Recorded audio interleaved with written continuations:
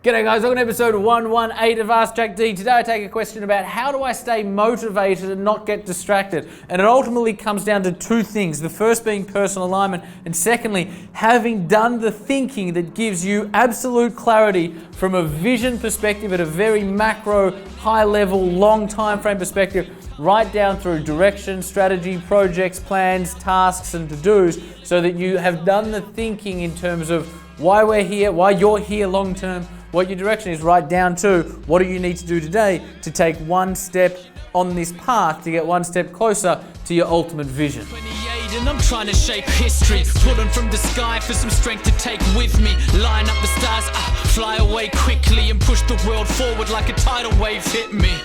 Yeah. I ride the wave swiftly, I fear no man. Check my titles, mate, quickly. G'day guys, welcome to episode 118. We are racking up the episodes, aren't we? It's getting high. I love that we now say like 118 instead of 118. 118 sounds more than 118, right? It does. And then like the next milestone is going to be 150, and then we'll be at 200.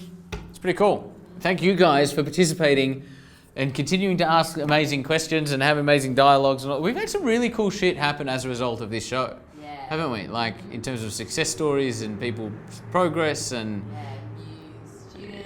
yeah, everything that they've been able to achieve has been freaking awesome. So keep all of that happening, guys. It's very good to see. Today we take a question from one of our Scale and Sail members called Ainsley, who has recorded a video to ask a question for Ask Jack D. Let it roll. Hi Jack, I'm Ainsley from Art Heart. I just want to know, how do you keep motivated with all the distractions you have going on in your life? You're a busy man. How do you maintain your motivation? Ainsley, very good question. What do I do to stay motivated and not get distracted? Okay, I think it comes down to, Firstly, it comes down to, are you congruent in what you're doing, right? I believe that in order to do our life's best work, we need complete alignment and congruence of self and work. We do our life's best work when we're completely congruent and aligned. Sorry for that cut, I just had to fix my microphone. Usually we don't do cuts. Right, so I reckon there's three things that you want to have in alignment: your heart, your head, and your hand. Your heart in that who you are, the kind of person that you are, what you feel your true intention is, what you feel your purpose is, what do you feel like your life's work to do on earth is, right? What do you want your legacy, your ultimate contribution to be?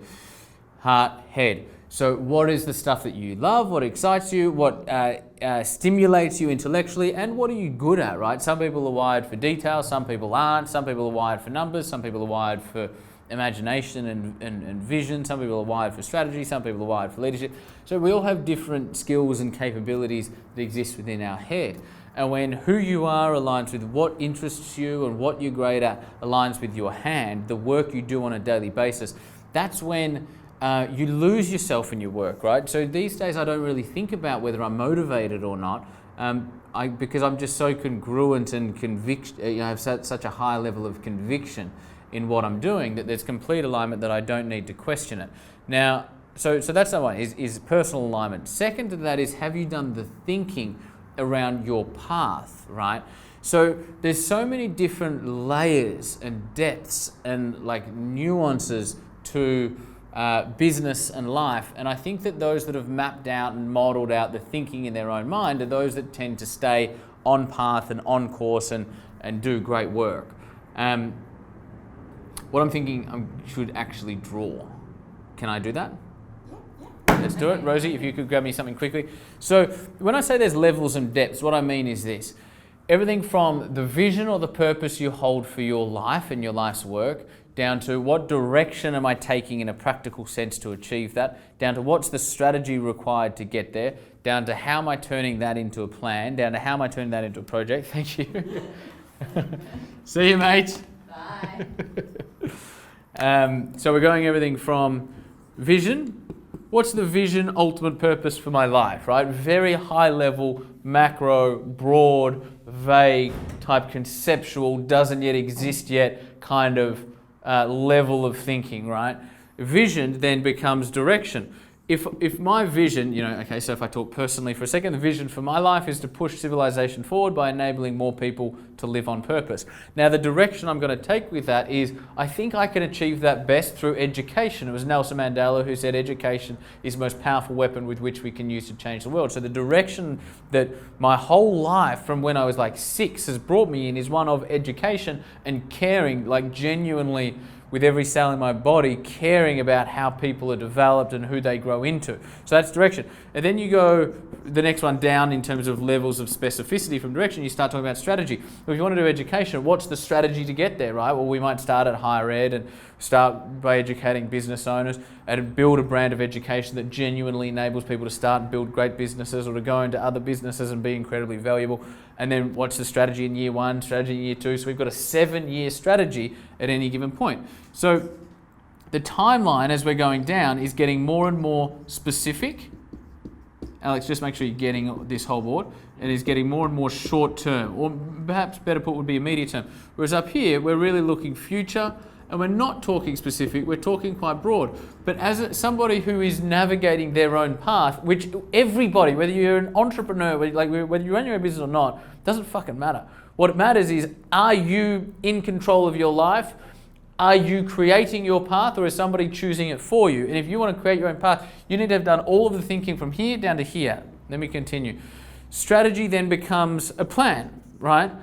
Now, a strategy you might do up a 7-year strategy. Often, let me caveat that with this. In the early days, you might only have like a 2 or 3 year strategy. That's fine. The more larger, the more advanced the business become, you might start to look at 7 years.